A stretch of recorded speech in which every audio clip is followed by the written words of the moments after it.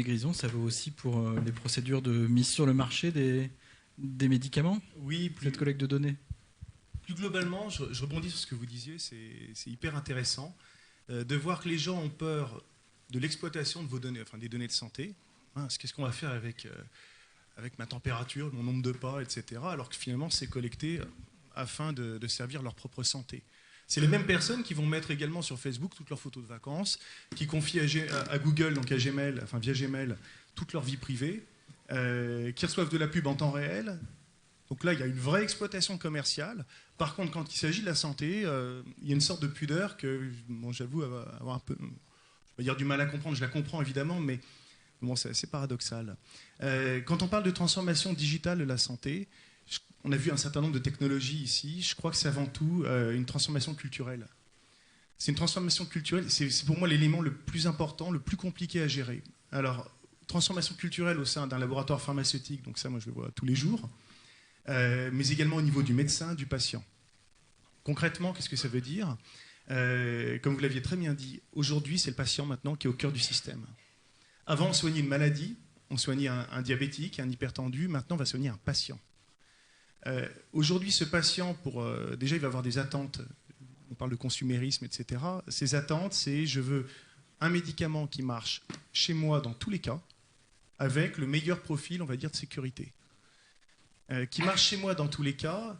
On sait par exemple sur un très grand nombre de médicaments, donc on a par exemple certains fluidifiants du sang utilisés après un infarctus, massivement prescrits, 30% des patients ne peuvent pas le métaboliser. Chez eux, ça ne fait rien. Ils vont prendre ça jusqu'à la fin de leur jour. En tant que patient, si j'achète une voiture, je veux qu'elle marche. Si je prends un médicament, je veux qu'il marche. Donc là, on va arriver sur une digitalisation du patient qui consiste à récupérer un certain nombre de paramètres extérieurs sur lui grâce à des devices, les objets que je porte sur moi. En ce moment. Vous êtes équipé. Je suis équipé, câblé, tout va bien. Mais également, on va parler de séquençage génétique. On va parler, pour aller même encore plus loin, d'épisage de certains marqueurs. Pourquoi pas à terme de l'évolution de votre flore intestinale. Tout un tas de paramètres, votre exposition aux substances naturelles. Ici, on est peut-être davantage exposé à des particules de diesel, alors qu'à la campagne, on sera plus sur des pesticides. C'est tout ce profilage du patient qui fait que la médecine est en train de changer à vitesse grand V. Il y a une société qui s'appelle 23andMe qui a été créée donc, il y a quelques années maintenant par un des fondateurs de Google. Voilà, la femme de Sergey Brin. Financièrement par Sergey Brin. Tout à fait. Et donc, on a Google qui est à côté. Donc, que faisait 23andMe? Que fait 23andMe? Concrètement, vous recevez pour quelques centaines de dollars un tube, vous mettez de la salive dedans, vous l'envoyez aux États-Unis, vous avez un profilage génétique et vous accédez à un portail qui va vous dire, voilà, d'après votre génome, vous êtes un homme, une femme, vous avez les cheveux comme ci, comme ça, la couleur de vos yeux, etc. Vous avez un risque de développer telle maladie qui est accru de 16,4%, un risque diminué de telle autre maladie de 18,2%. Vous êtes insensible à tel médicament, celui-là par contre faites attention, il sera trop actif chez vous, donc il va falloir baisser la dose, etc. La technologie a évolué à une vitesse incroyable, à tel point que d'abord les autorités de santé américaines ont bloqué 23andMe en disant stop, on se calme. Ce que vous racontez là d'abord, c'est pas validé. Mais on voit surtout que la technologie a évolué plus vite que la médecine. Mais alors imaginez maintenant ce que ça va faire quand vous allez avoir le patient lambda français qui va sur Internet, joue le jeu avec une société type 23andMe, reçoit son bilan et va voir son médecin du coin de la rue. Est-ce que le médecin qui va se retrouver avec ce truc-là, un bilan génétique, aujourd'hui déjà ça fait débat auprès des généticiens, qu'est-ce qu'il va faire de ce truc-là? Donc c'est pour ça qu'on en revient, quand je vous disais, voilà, une transformation culturelle, c'est vraiment violent, plus que la technologie elle-même. Après, au sein d'une société comme Servier, donc nous, comment on cherche à la mettre en place? Donc ça, c'est vraiment pas évident. Tout d'abord, on a vu, vous avez cité là en début d'émission, le partenariat Google et Novartis, que moi je trouve extraordinaire. Ce qui est hyper complexe dans ce type de partenariat, c'est que vous allez mélanger des acteurs qui n'ont absolument pas la même culture, la même unité de temps. Nous, on met 10 à 12 ans pour sortir un médicament.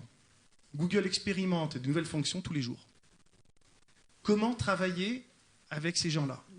Ça, c'est un véritable challenge pour nous, en tout cas industriels. Et comment ne pas se faire absorber par ces gens-là aussi? Alors, comment ne pas se faire absorber? Tout dépend comment on les considère. Moi, je considère des sociétés comme Google comme étant des pros du big data, des pros de l'analyse de données. Voilà. C'est une expertise qu'on n'a pas. Nous, par contre, la vôtre, on a une expertise. elle est quoi? Elle est chimique? Elle est réglementaire? Notre première expertise, c'est la maladie. On connaît très bien, alors dans le cadre de Servier, l'hypertension, le diabète et autres. Ça, c'est notre première expertise. Depuis des dizaines d'années, on connaît cette maladie, on connaît les médecins, on connaît les sociétés savantes. On a une expertise évidemment réglementaire. On a une expertise, par exemple, de pharmacovigilance, etc., d'évaluation de l'efficacité d'un produit, etc., etc. Donc je vois plus, finalement, ces big tech, qu'elles soient américaines ou françaises, évidemment, comme des alliés potentiels que comme des menaces. Par contre, voilà, voilà, c'est des alliés, mais on va faut les regarder prudemment. On les regarde, voilà. On a un cas en particulier, le labo de générique Biogarant vient de lancer ce qu'on appelle un biosimilaire d'un médicament. Un biosimilaire, pour faire simple, c'est une sorte de générique d'une molécule très très très complexe. Tellement complexe à produire qu'on est obligé d'utiliser des êtres vivants pour la fabriquer. Là, on a vu arriver donc une demande de dossier d'autorisation de mise sur le marché pour un autre biosimilaire du même médicament par Samsung au niveau européen. Donc là, c'est une joint venture entre Samsung et Biogen. Et là, on se dit, mais Samsung, c'est pas natif. Enfin, ça, c'est nouveau pour nous. Qu'est-ce qui se profile avec ce genre de choses? Alors, je ne travaille pas chez Samsung, donc c'est pure spéculation. C'est qu'ils vont arriver avec une copie d'un médicament original, mais en amenant potentiellement tout un écosystème digital autour. En disant, voilà, vous prenez notre biosimilaire, mais en plus, parce que vous avez un téléphone Samsung, vous avez un certain nombre d'applications, etc., nous, on va vous amener un service complémentaire. Ce qui fait qu'on voit arriver des concurrents nouveaux, qui ont une unité de temps nouvelle, qui raisonnent différemment, qui peuvent amener un médicament qui sera plus efficace que l'original, ce qui est quand même paradoxal pour une copie, et du fait de tout cet emballage technologique, et en plus commercialisé 30% moins cher. Justement, Olivier Grison, on s'oriente vraiment vers une médecine de protocole et d'algorithme, avec moins de chimie, parce que j'imagine que ça a quand même des conséquences pour une entreprise comme la vôtre. Ça redéfinit presque le concept même de médicament. Quand vous parlez de protocole et d'algorithme, il y avait une expérience qui a été réalisée par l'écurie McLaren. Rapidement. Très rapidement. Extraordinaire. C'est-à-dire que aujourd'hui, quand vous monitorez une voiture de Formule 1, enfin une Formule 1, il y a beaucoup de capteurs. Et lors d'une course, donc, les ingénieurs ont créé tout un tas d'algorithmes qui vont regarder donc, le comportement de la voiture. Si ça vibre ici et que ça chauffe là, etc., danger, on a un problème avec la voiture. Or, ils ont décidé de faire un partenariat avec le service pédiatrique de l'hôpital de Birmingham pour utiliser ces algorithmes sur des enfants qui ont des maladies orphelines et qui font des infarctus précoces.